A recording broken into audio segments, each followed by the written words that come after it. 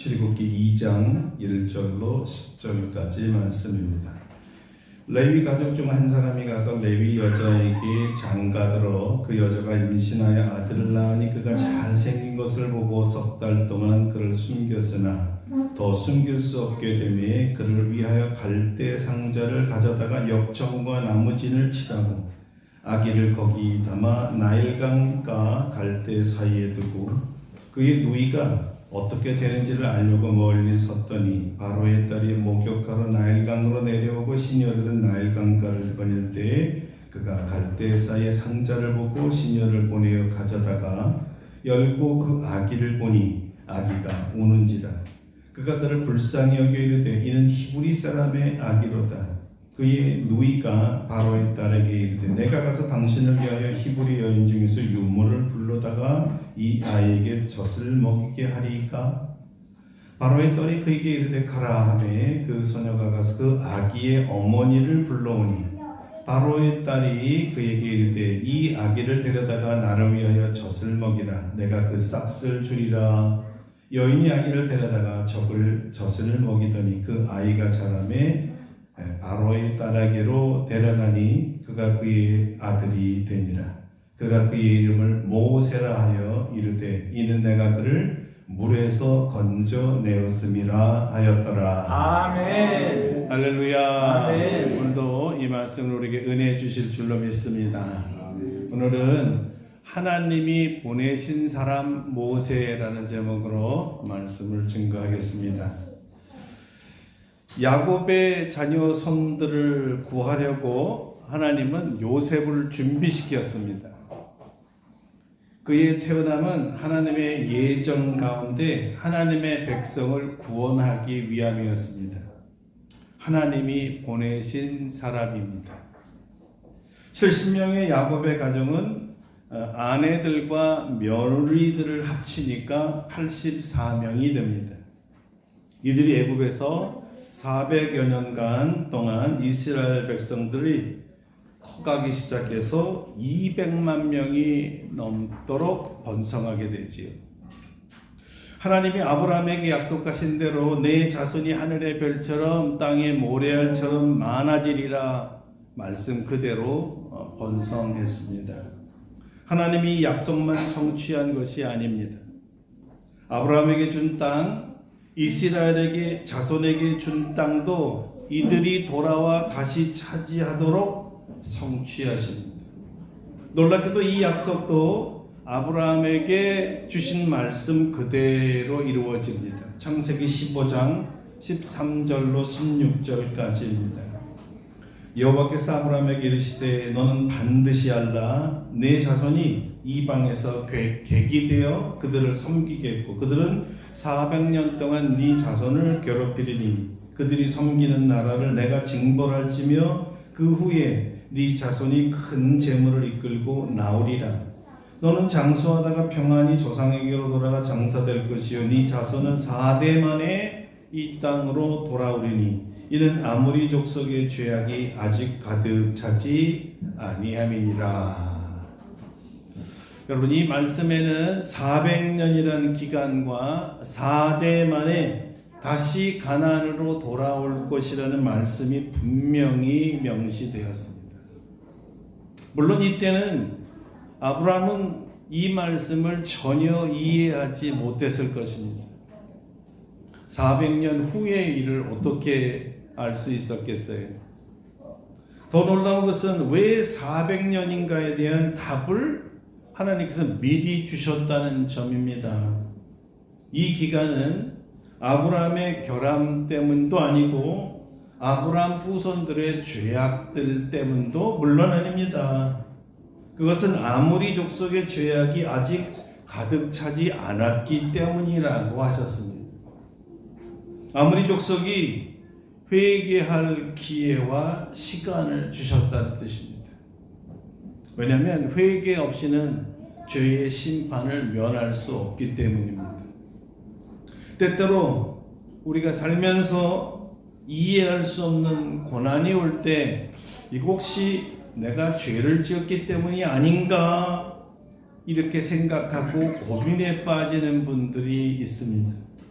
하지만 성경은 우리가 당하는 이 고난이 반드시 죄 때문에 오는 것은 아니라고 밝히고 있는 것입니다. 예를 들어 욥의 고난이나 선지자들의 고난이 그렇습니다.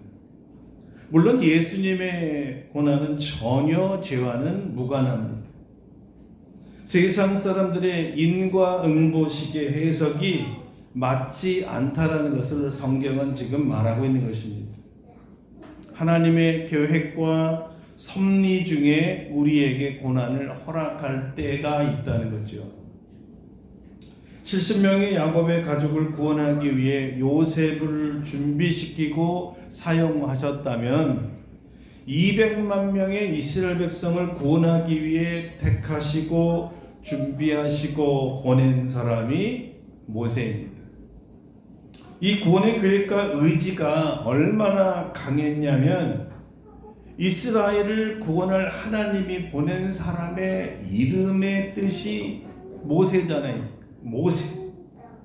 모세의 이름과 하나님의 구원과 무슨 상관이 있을까요?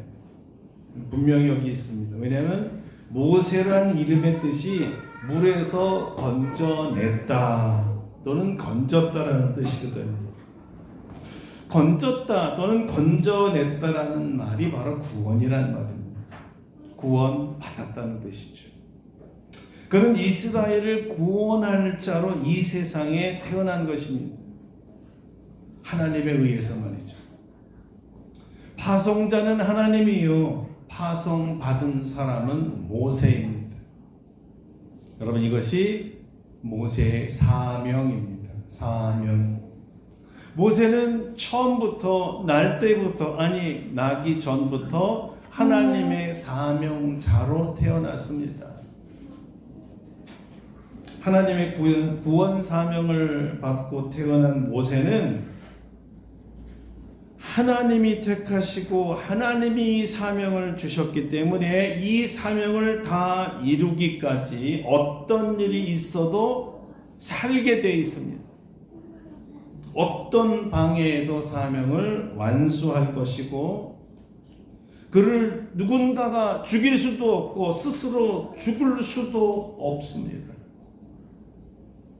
그가 그의 사명을 즉시로 순종치 않을지라도, 아니 이거 내 사명 아닙니다라고 부인하며 이 사명을 거둘지라도, 사명을 받고 나도 일하지 않냐고 수십 년 동안 지연할지라도 자기 마음대로 그만둘 수가 없어요. 사명을 받아들이고 순종할 때까지 하나님의 설득과 하나님의 설득의 시간이 걸리지만 결국은 사명자로 선택받은 사람은 반드시 사명을 받아들이고 사명을 수행합니다. 자, 이는 오직 택함받은 그 한 사람 모세만을 위한 것이 결코 아니기 때문입니다. 하나님의 관심은 모세는 물론이지만 아브라함과 약속한 그의 백성들을 구원해야 하기 때문이죠. 모세의 태어남에서도 누구도 하나님의 계획을 방해하지 못한다는 것과 하나님은 그의 사명을 지키고 사명자로서의 그 사명을 완수하기 위해서 미리부터 준비시키고 훈련시킨다는 것을 성경은 보여줍니다.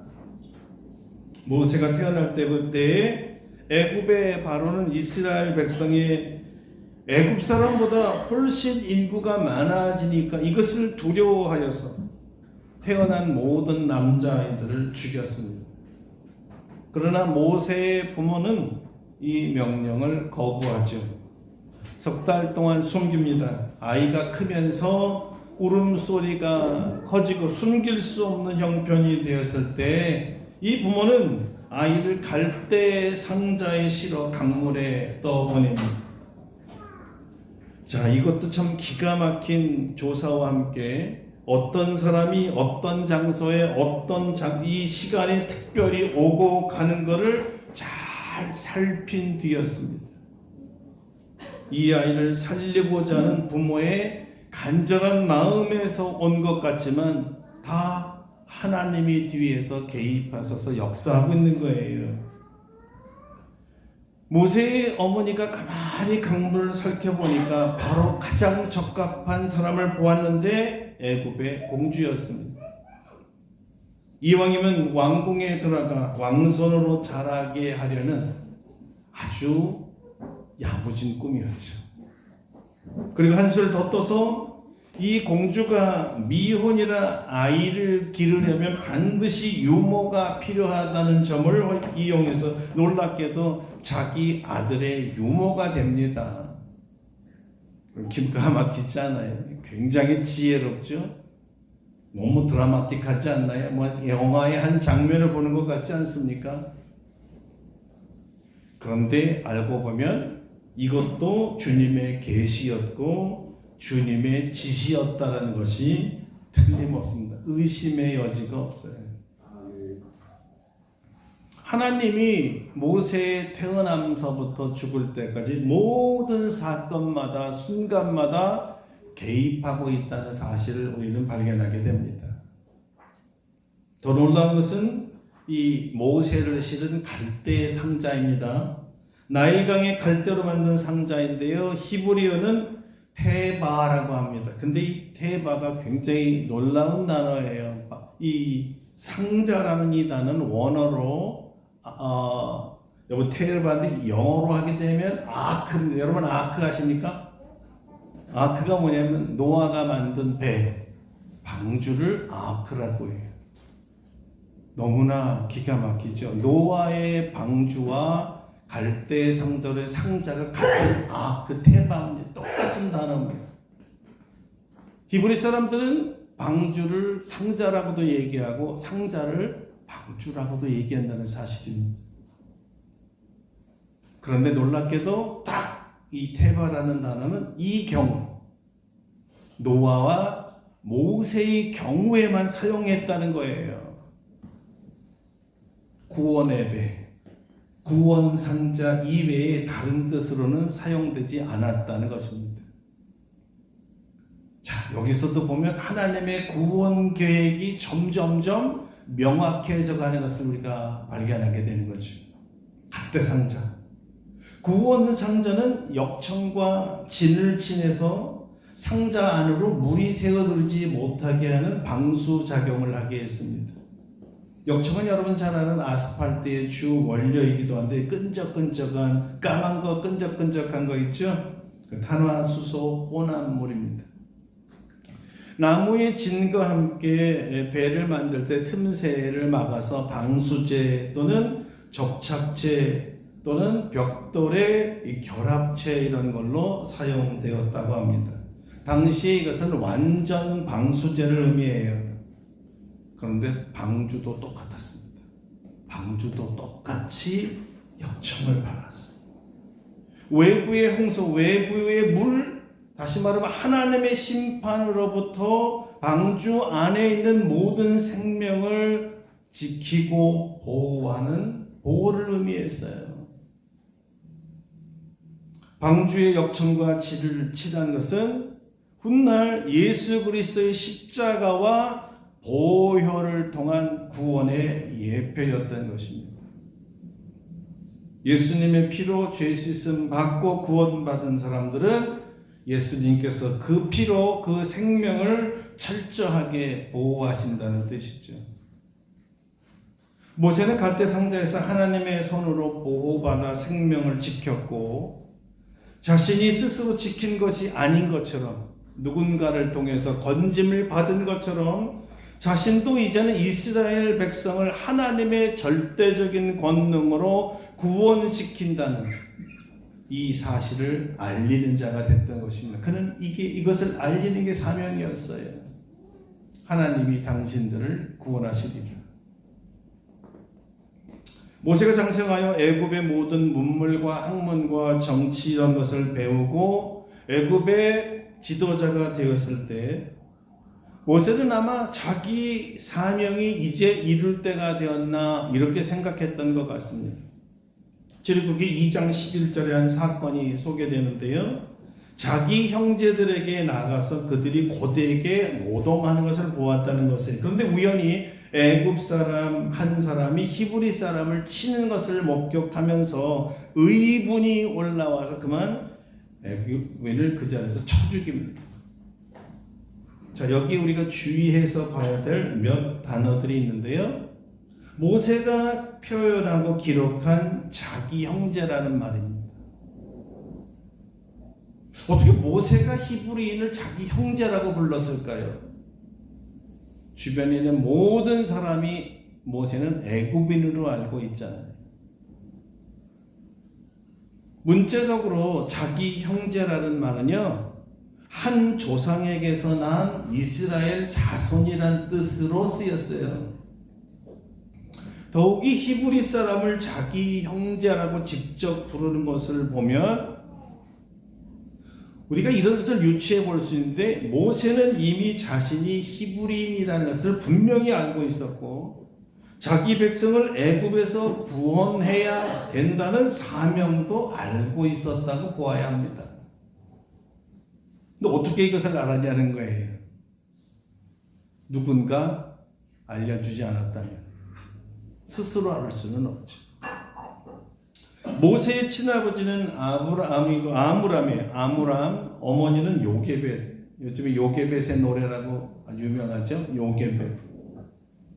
이 요게벳은 하나님이 주신 지혜로 아들을 살리고 그것도 애굽 공주의 아들이 되게 하고 자기가 이 아들의 유모가 되잖아요. 자, 모세 40세에 이런 해프닝이 일어났어요. 사람을 쳐 죽였어요. 그러니까 40년 동안의 애굽 왕궁에 살면서 요게벳 자기 어머니가 자기 아들 모세에게 너는 히브리인이야. 너는 애굽 사람이 아니다. 너는 히브리인이야.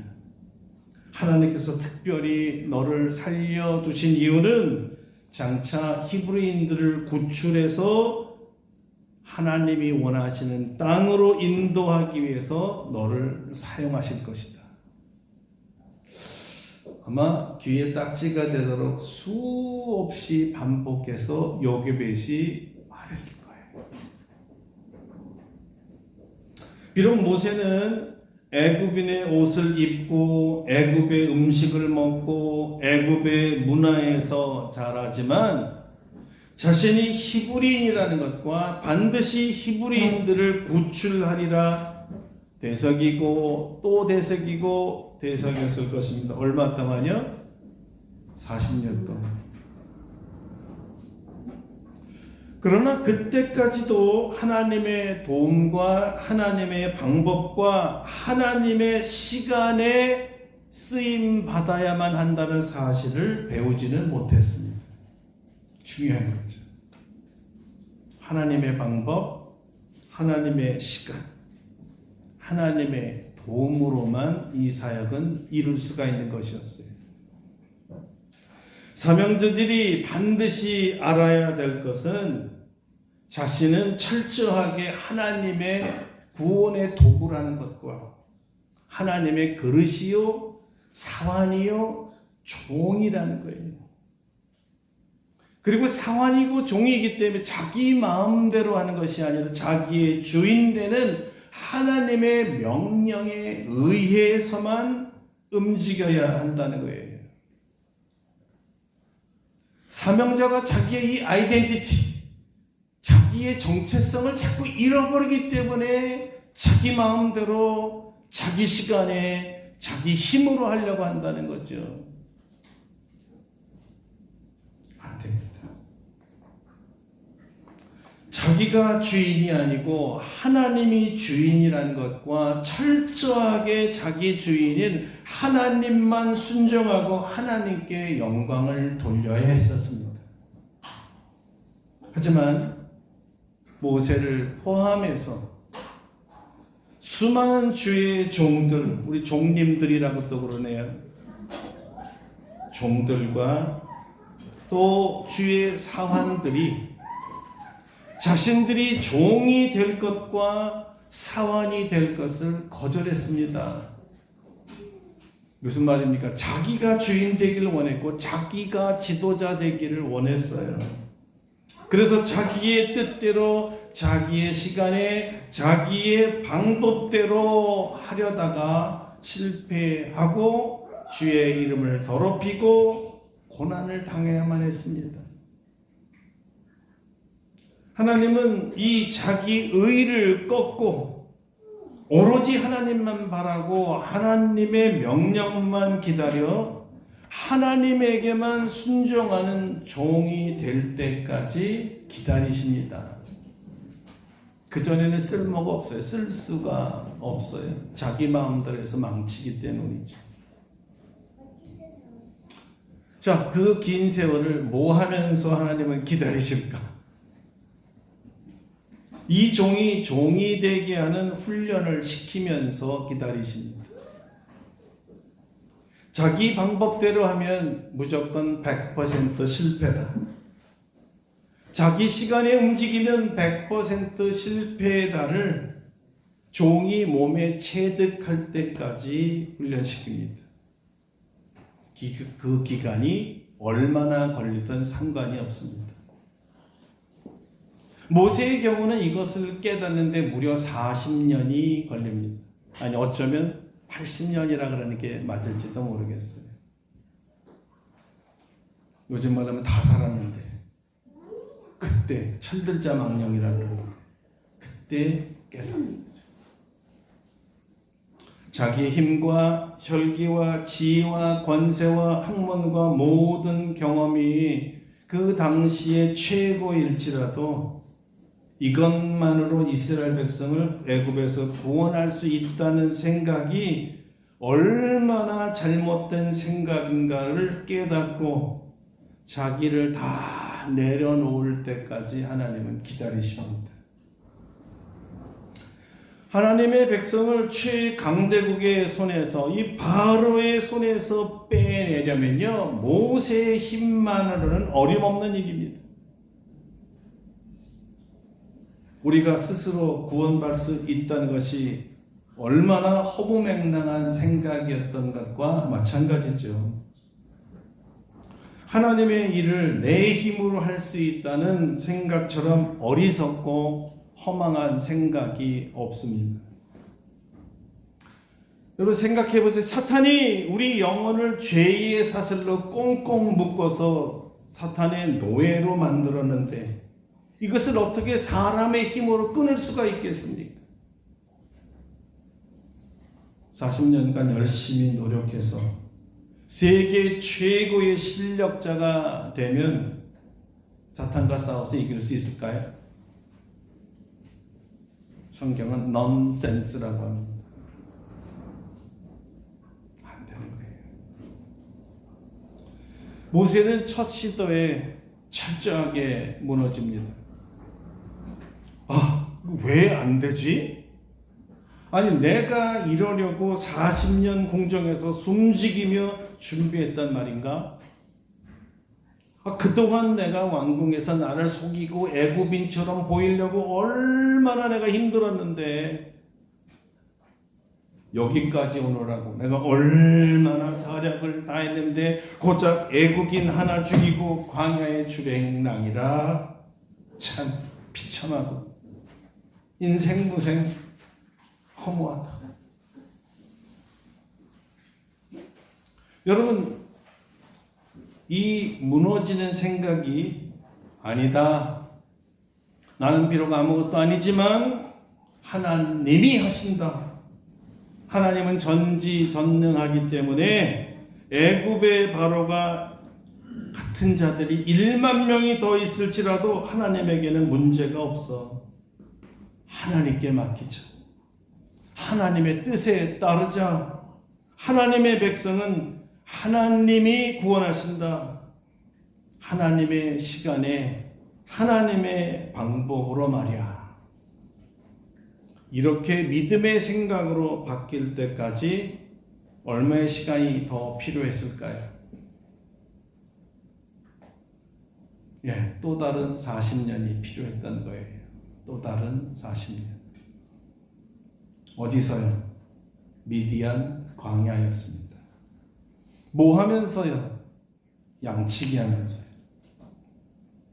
광야는 풀이 많지 않습니다. 그래서 풀과 물을 찾아 방목해야 되기 때문에 양떼를 몰고 나가 수개월 동안 야영 생활을 해야 합니다. 양의 생명을 지키려다 야생 동물에게 공격을 받아 죽은 목동들도 많았습니다. 이렇게 얼마나 살았다고요? 4개월도 아니고 4년도 아닙니다. 무려 40년입니다. 이것을 우리는 하나님의 시간이라고 말합니다. 하나님의 시간. 하나님의 훈련 시간이었습니다. 모세에게는 역설적으로 구원의 희망, 구원의 사명의 씨가 다 말라서 죽은 시간이에요.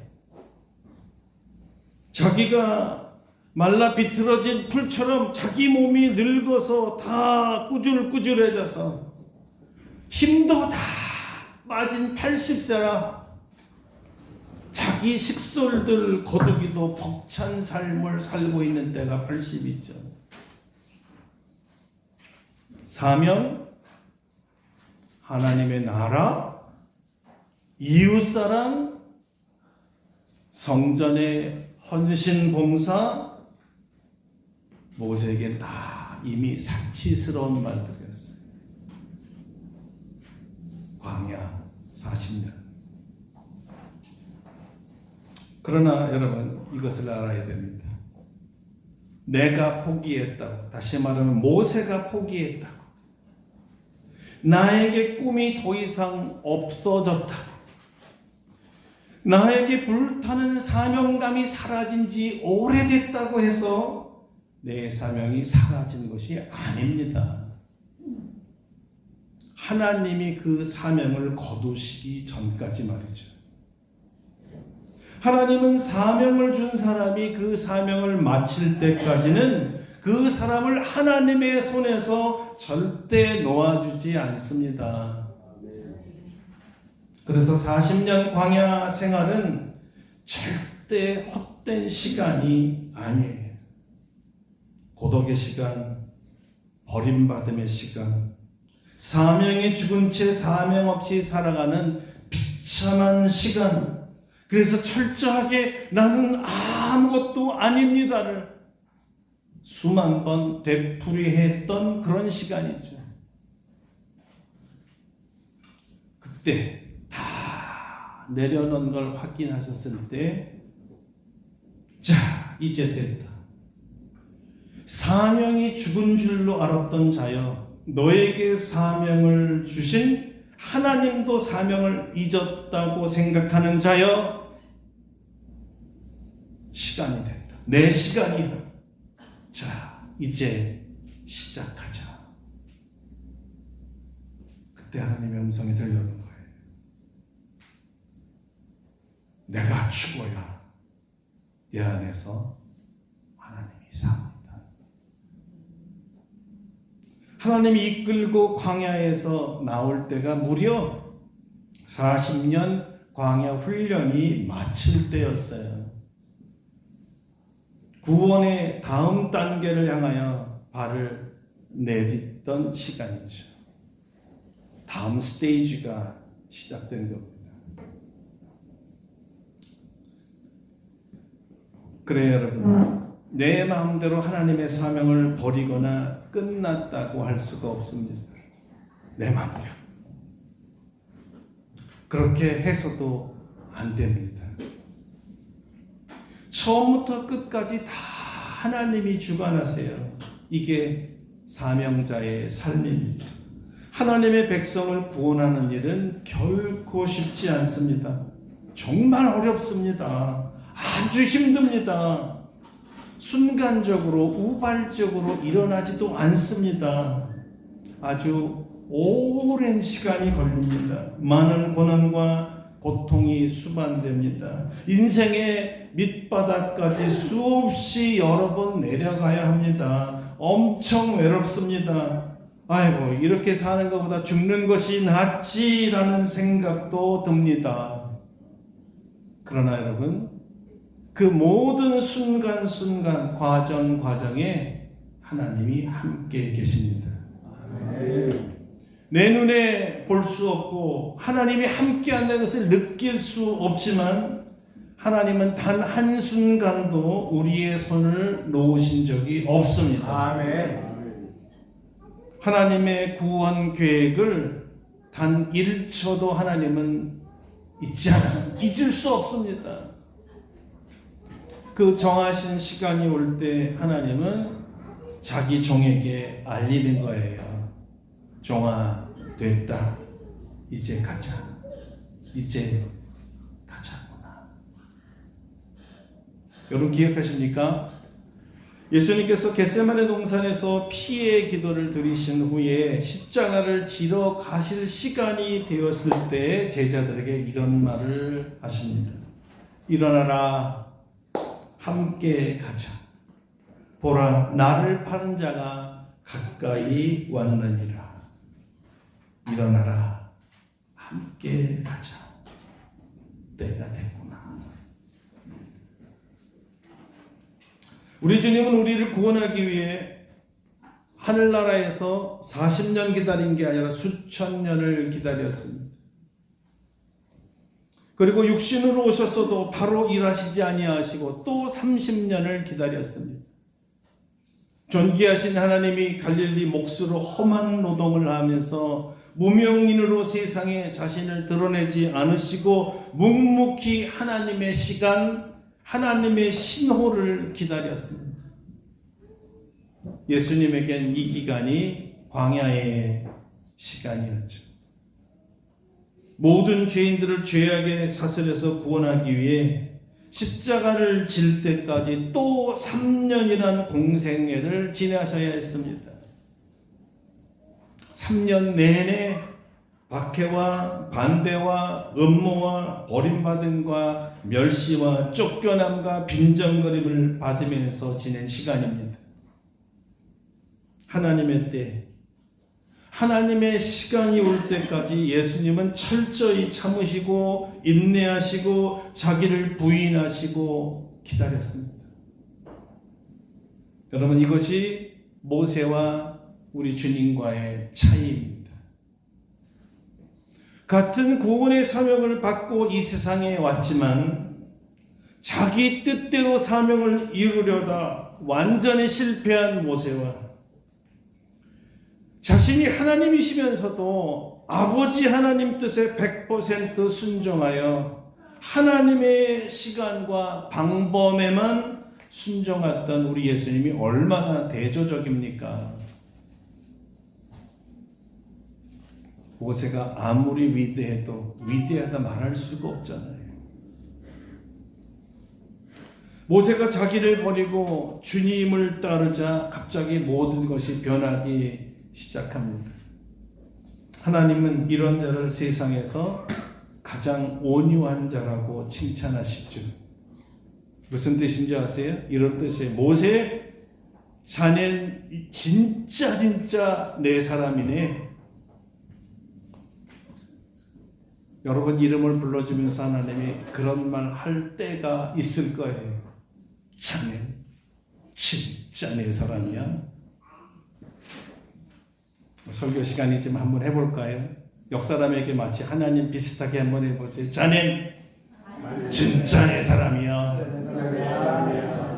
진짜 내 사람이 됐구먼 하나님이 인정하실 때 그때부터 쓰시는 거예요.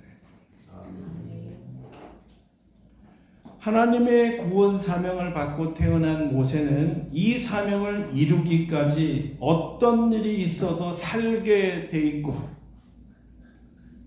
어떤 방해에도 사명을 완수할 것이며 그를 죽일 수도 스스로 죽일 수도 없다고 우리는 앞서 이야기했습니다. 모세는 처음에 그의 사명에 즉시 순종하지 않았습니다. 아직 하나님을 잘 몰랐기 때문입니다. 하지만 여러분 무지가 변명일 수가 없다는 거예요. 무지도 죄니까. 이 사명이 이해가 안 돼도, 아니 내 스타일이 아닐지라도, 내가 원하는 시간이 아니라고 해서 하나님의 사명은 무시할 수 없고 거부할 수도 없습니다. 사명을 받아들일 때까지 하나님이 자신의 사명자로 만들어 가세요. 각자마다 방법과 시간이 다 다릅니다. 그러나 원칙은 동일합니다. 아무리 시간이 오래 걸릴지라도 결국 사명자는 이 사명을 받아들이고 하나님은 그때 이 사명자를 쓰십니다. 물론 당연히 하나님의 방법으로 말이죠. 하나님이 하나님의 종인 사명자를 통해 하시고 싶은 일이 무엇이겠어요? 구원입니다.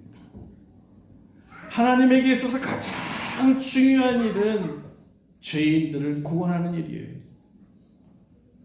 얼마나 이 일이 중요했으면 모세가 다 이루지 못한 이 구원 때문에 하나님의 독생자 예수 그리스도를 이 땅에 보내셨겠습니까? 누가 사랑하는 자기 아들을 죄인을 위해서 버릴 수가 있겠어요? 이게 우리 어린애들 생각해 보세요. 100명과 바꿀 수가 있습니까? 100만 명과 바꿀 수 있습니까? 우리 아이들을 대한민국 사람 5천만 명과 내 새끼 바꿀 수 있어요? 여러분 같은 말이죠. 없잖아요. 다 죽어도 내 새끼는 안 되는 거예요. 그런데 하나님은 온 인류랑 다 바꿔도 안 될 예수 그리스도를 우리를 위해서 주셨다니까요. 생명을 모질게 십자가에서 죽이기 위해서 보내신 거잖아요. 하나님에게 있어서는 가장 중요하고 최고의 일이고 처음이자 마지막의 일은 결국 구원이니까.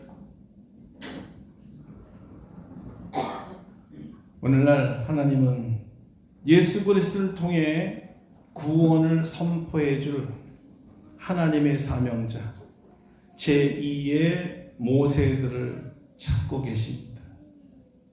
지금 이 시간에도 주님은 찾고 계시고 있어요. 아니, 이미 택하셨죠. 이미 하나님은 선택하셨어요. 누구를 선택하셨을까요? 여러분 중에 누가 제2의 모세가 되겠습니까? 그러니까 다들 뭐라 그러면 저는 아니고 쟤요. 저는 무서워요. 못하겠어요. 그러나 주님은 이렇게 말씀하시는 거예요. 여기 있는 너희들 중에 한 사람도 예외가 없다. 아멘. 내가 너희를 이 세상에 보낼 때 모두 다 사명자로 보냈다. 네가 받아들이든 받아들이지 않았든 나는 너를 선택했고 너를 쓸 거다. 쓰기까지 연단 기간은 너희에게 달려있어. 40년이 될지 평생을 걸릴지 모르겠지. 나는 기다린다. 나는 기다린다. 하나님은 구원받은 하나님의 자녀를 통해서 아직 구원받지 못한 사람들을 구원하시기를 원하는 거예요. 오늘날에는 특별한 모세같이 위대한 사람을 원하는 게 아니에요. 예수 그리스도 믿고 구원받은 사람이면 되는 거예요. 그 구원의 가치를 알기 때문이죠. 이런 면에서 여러분들이야말로 하나님이 이 세상의 죄인들을 구원하기 위해 보낸 하나님의 사람들인 줄 믿습니다. 여러분들은 제2의 모세예요. 마지막으로 따라하고 마치겠습니다. 나는 하나님의 사명자 제2의 모세다.